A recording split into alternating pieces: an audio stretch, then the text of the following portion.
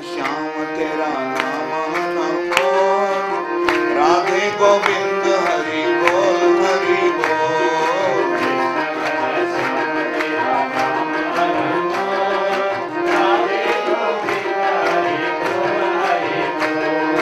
कृष्ण घन श्याम तेरा नाम न बोल, राधे गोविंद हरि बोल हरि बोल।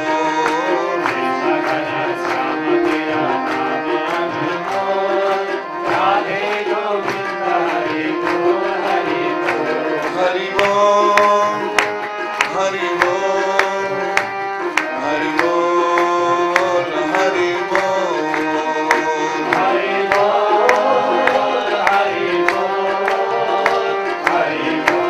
बोल हरि सच्चिदानंद भगवान को, पतित पावन भगवान नाम को।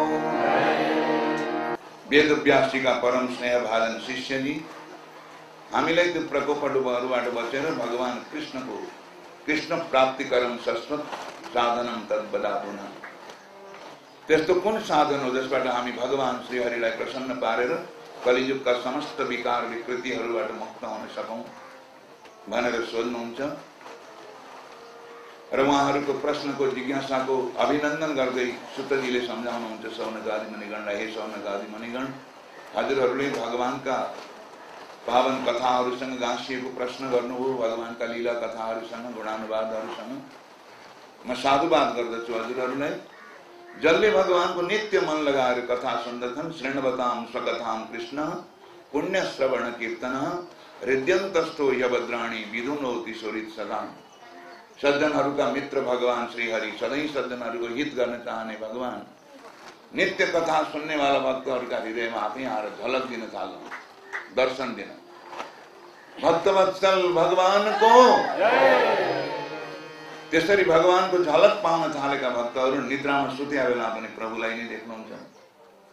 कहिले गंगा स्नान चलिरहेको छ, कहिले तीर्थयात्रा चलिरहेको छ, कतै कीर्तन चलिरहेको छ, कतै तीर्थको परिक्रमा चलिरहेको छ। यसरी सम्पूर्ण जीवन नै हरिमय हुन्छ। अनि हुँदा हुँदा साधना तीव्र हुँदै जाँदा सत्वगुणी स्वभाव बढ्दै जान्छ। सम्पूर्ण तम गुणका विकृतिहरू हट्दै जान्छन्। त्यहाँबाट रजोगुण, रजोगुणका पनि विकृति हटे सत्वगुणमा आरूढ हुन्छ साधक। अनि एक दिन यस्तो स्थिति आउँछ, विद्यते हृदय ग्रन्थि छिद्यन्ते सर्व संशया क्षीयन्ते चास्य कर्माणि तस्मिन् दृष्टि परावरे। परब्रह्म परमात्माको प्रत्यक्ष दर्शन प्राप्त गरेर, प्रभुको अनुकम्पा प्राप्त गरेर सम्पूर्ण हृदयका ग्रन्थिहरू खुल्छन्, सारा सन्देहहरू मेटिन्छन्, जान्नुपर्ने कुरा कुनै नजानेको हुँदैन, सर्वज्ञ बन्न पुग्छ र अन्तमा भगवानको दिव्य परम पद भगवत धाममा निवास गर्ने सौभाग्य पाउँछन् भनेर यसरी वर्णन गर्नुभयो, सुनाउनुभयो। अनि जगद्गुरु वेद व्यासजीले भागवत रचेको, आफ्ना पुत्र सुकदेव स्वामीलाई सुनाएको, पढाएको इत्यादि सारा कुराहरू सुनेपछि उहाँहरूका मनमा अनेकौं प्रकारका प्रश्नहरू उठ्छन् र ती प्रश्नहरूको जिज्ञासा पनि उहाँ राख्नुहुन्छ सौनकादि मुनिगणहरू सुतजीका सामु। सुतजी ती प्रश्नहरू जिज्ञासाहरूको अभिनन्दन गर्दै भगवानका विभिन्न अवतारहरू 24 अवतारहरूको वर्णन गरेर सुनाउनुहुन्छ। विराट रूपदेखि सुरु गरेर विभिन्न अवतारहरू हुँदै हंसावतार समेत त्यसभित्र परेको छ। 24 अवतारभित्र ती सब रूपहरू वर्णन गरेर सुनाउनुहुन्छ। मुख्य अवतार 10 अवतार हुन्छन्, मत्स्य कुर्मादि कल्कीसम्म गएर पूर्ण हुने ती सबै अवतार पनि सुनाउनुहुन्छ। र त्यसपछि श्रीमद् भागवतको यसरी रचना गरेर आफ्ना पुत्रलाई पढाएका समेत प्रसङ्ग सुनाइसकेपछि सौनकादि मुनिगणहरूका कौतूहलहरू उत्सुकताहरू बढ्छन्। उहाँले भन्नुहुन्छ, जगद्गुरु वेदव्यासजीले कुन युगमा कसको प्रेरणाले हो भागवतको रचना गर्नुभयो, हे सुतजी सबै वर्णन गरेर सुनाउनुहोस्।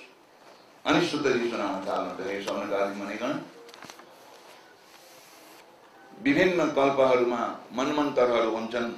अहिलेको जुन मनमन्तर हजुरहरू श्रोता बनेर म वक्ता बनेर जो यो कथा चलिराखेको छ, अहिले वैवस्वत मनमन्तरको पालो छ, अहिले 7औं मनु महाराजको पालो। यस मनमन्तरमा पनि सत्यवती नन्दन पराशर नन्दन बनेर भगवान स्वयं कृष्ण द्वैपायन वेदव्यास बनेर पाल्नुभयो अवतार ग्रहण गरेर। र उहाँले अत्यंत सुंदर धर्म को व्यवस्था को लागि ग्रन्थहरू रच्नुभयो। 17 पुराणहरू रचिसक्नु भएको थियो। महाभारतको रचना गर्नुभयो। 1 लक्ष श्लोकात्मक विराट वाङ्मयको।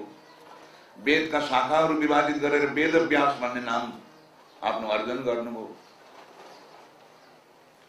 सत्य धर्मका प्रतिष्ठापनको लागि धर्म अर्थ काम मोक्ष आदि 4 पुरुषार्थहरूको निरूपण गर्नुभयो। विभिन्न राजर्षिहरूका वर्णन गरेर वंश वर्णनहरूद्वारा मानव जातिका विकासका क्रमहरू वर्णन गर्नुभयो।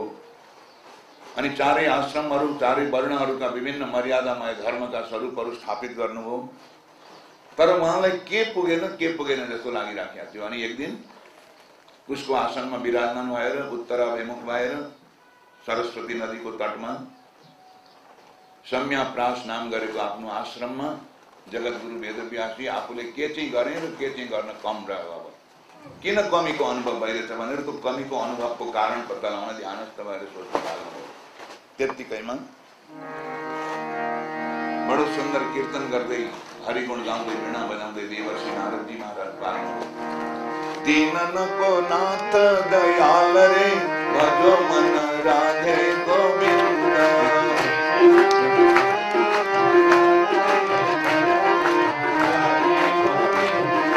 दीनको नाथ दयाल रे भजो मन राधे गोविंद।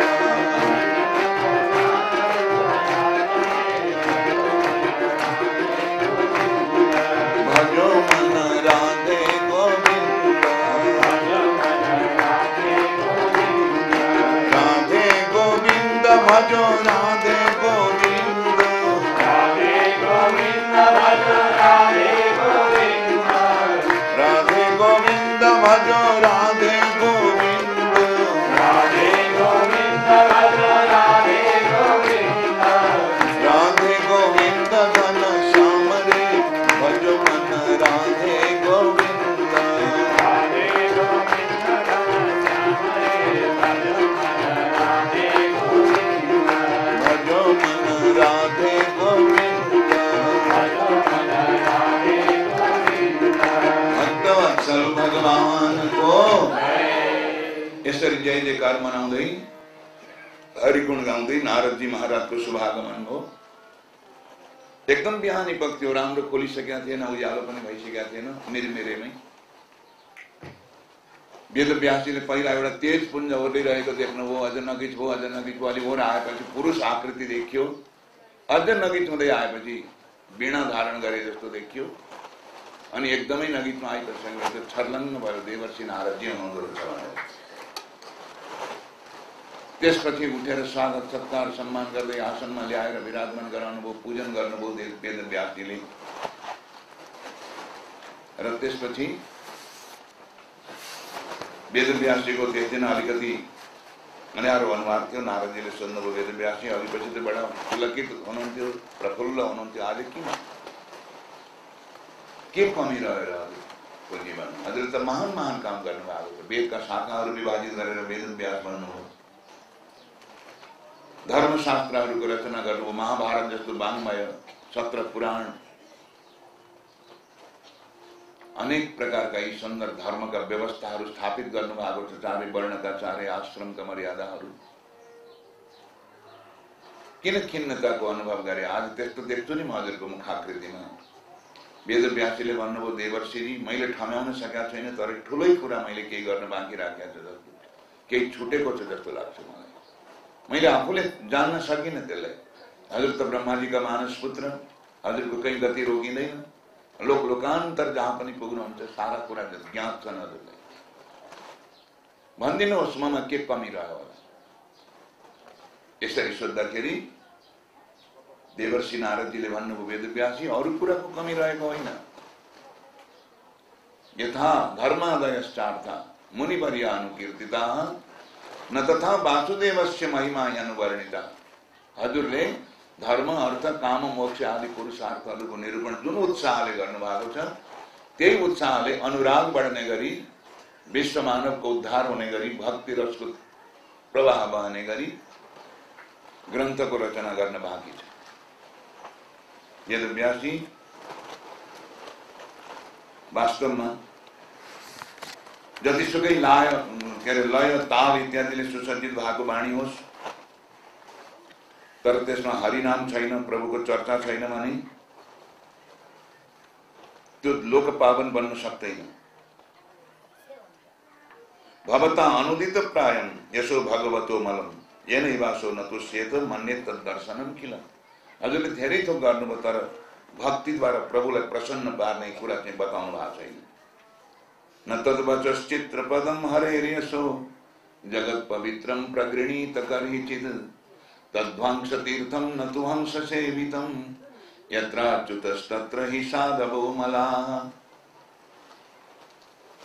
वास्तवमा वाणी तब मात्रै तीर्थ बन्दछन्, पवित्र बन्दछ, जगत पावन बन्न सक्दछ, चाहे त्यसमा ताल नहोस्, लय नहोस्, जसमा भगवानका वाणी, भगवानका सन्देशहरू, भगवानका लीला कथाहरू, प्रभुका नामहरू अंकित हुन्छन्।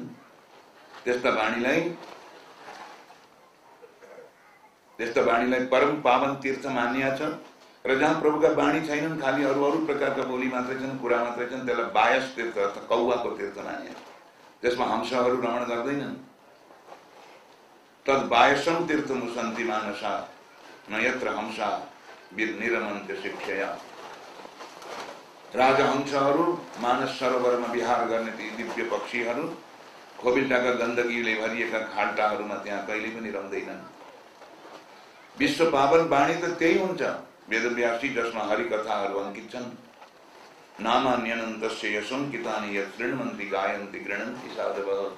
जसलाई साधु सन्त सत्पुरुषहरू निरन्तर गाइरहनुहुन्छ, हो त्यस्तो वाणीले भरिएको, त्यस्तै सरसताले हरिभक्तिको महिमा गाइएका त्यस्तो दिव्य ग्रन्थ हजुर समाधिस्थ बनेर सोच्नुहोस् र भगवान श्री हरिका अनन्त लीला विभूतिहरूलाई याद गरेर मनमा आकलन गरेर समाधिस्थ अवस्थामा हजुरले एउटा दिव्य ग्रन्थ दिनु पर्यो विश्वलाई, जसबाट